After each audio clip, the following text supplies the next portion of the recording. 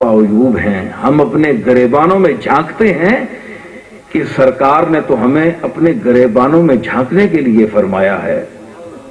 ہم تو اپنے گریبانوں میں جھانکیں، وہ تو عیوب سے پاک ہیں، مبرہ ہیں، منزہ ہیں، لیکن ہم اپنے گریبانوں کی طرف نہیں جھانکتے. ہم ان کے عیوب نکالتے ہیں جنہیں اللہ تعالیٰ نے پاک فرمایا ہے.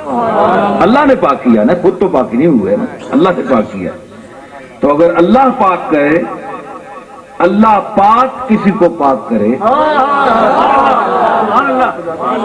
اللہ پاک کسی کو پاک کرے. پنجابی کی طرف آؤں گا لیکن ابھی چلنے دیں. میں اچھی اردو تو نہیں بول سکتا، لیکن بہرحال اردو ہے جس کا نام ہم ہی جانتے ہیں داغ، سارے جہاں میں دھوم ہماری زباں کی. تو میں یہ عرض کر رہا تھا کہ آپ کی سماعتیں ذوق میرے ساتھ چلے گا تو لطف پیدا ہو جائے گا.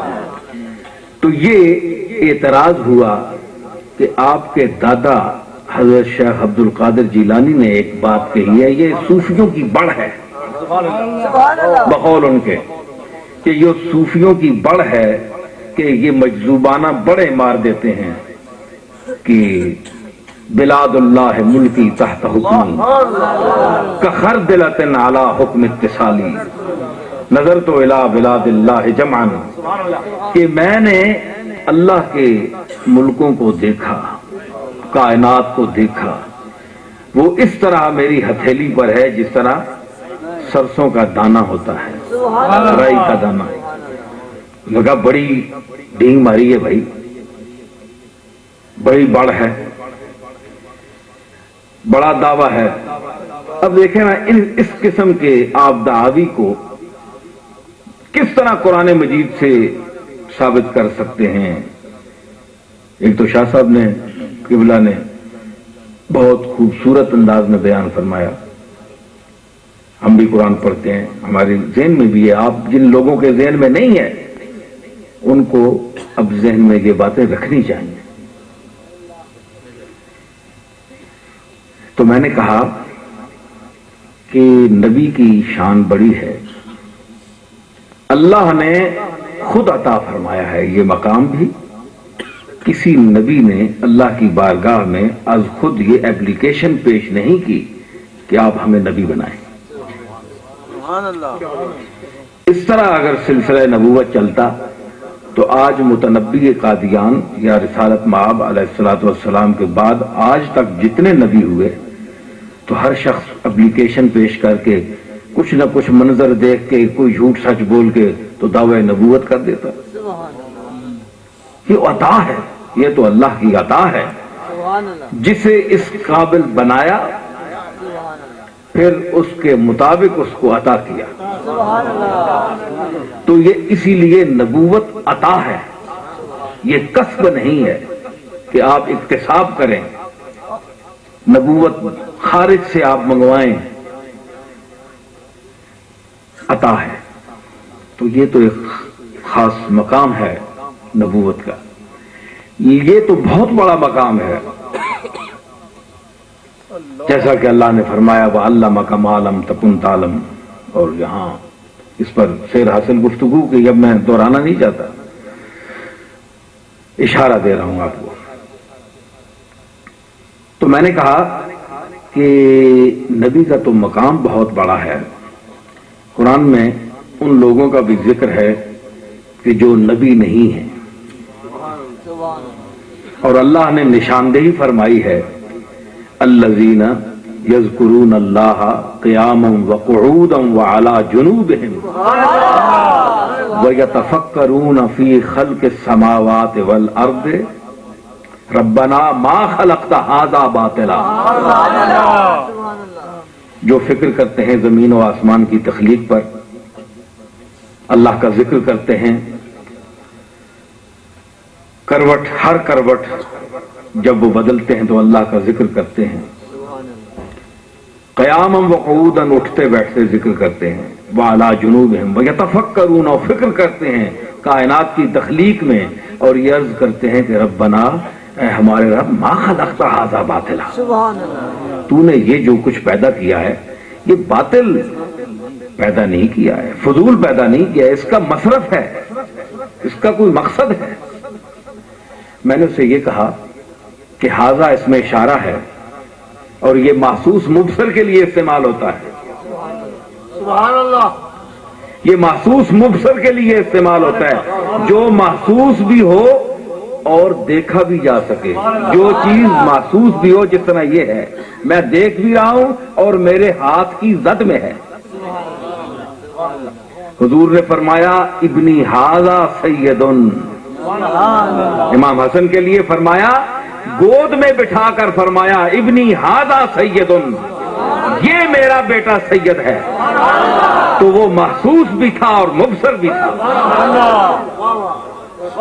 تو ثابت ہوا جو عربی زبان جانتے ہیں وہ ھذا کا استعمال جانتے ہیں کہ اس کا وہ محسوس مبصر کے لیے جو بہت قریب سے ہو، آپ چھو بھی سکیں اور دیکھ بھی سکیں۔ اللہ نے اس آیت میں انبیاء کا ذکر نہیں کیا کہ وہ میرے نبی ہیں، سبحان اللہ، الذین، وہ لوگ، سبحان اللہ، سبحان اللہ، الذین یذکرون اللہ۔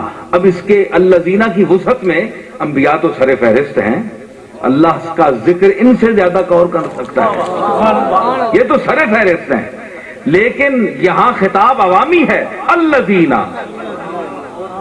یذکرون اللہ قیاما وقعودا وعلی جنوبہم ویتفکرون۔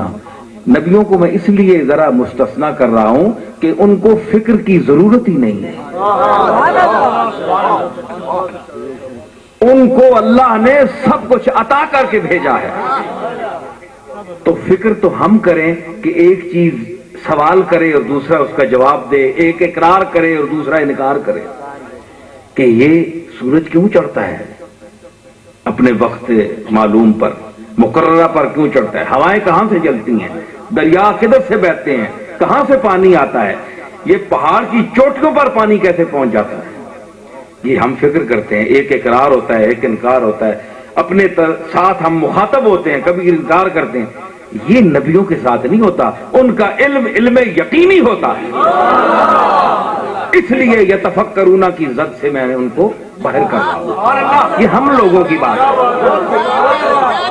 یتفکرون فی خلق السماوات، وہ آسمان اور زمین کے تخلیق میں فکر کرتے ہیں، جیسا کہ شاہ صاحب نے فرمایا نبی کیوں فکر کرے، وہ تو تخلیق ہوتے وقت وہاں موجود تھے۔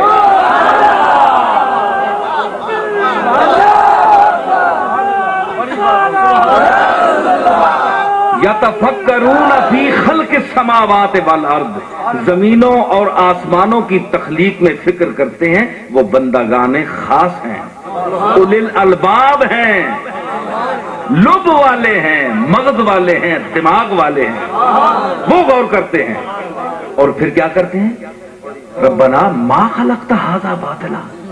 اب دیکھیں ھذا کا مشار الیہ ایک ہونا چاہیے، ایک چیز۔ حضور نے فرمایا ھذا ابنی ھذا سید، یہ بیٹا میرا حسن جو ہے یہ میرا بیٹا ہے، یہ سید ہے، ایک کی طرف اشارہ، ھذا ایک، تو ادھر بھی ایک، کائنات وسیع و عریض،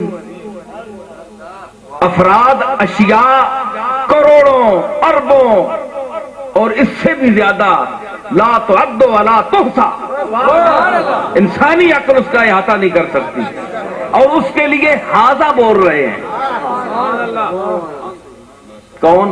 اور کہنے والے نبی بھی نہیں ہیں، اس کی کوئی صراحت نہیں ہے قرآن میں، عام بندے جو خاص ہیں لیکن وہ کثرت میں ہیں، نبی کے حوالے سے، انبیاء کے حوالے سے عام ہیں، لیکن عوام کے حوالے سے خواص ہیں، وہ تو ان کو مخاطب کیا، وہ کہہ رہے ہیں کہ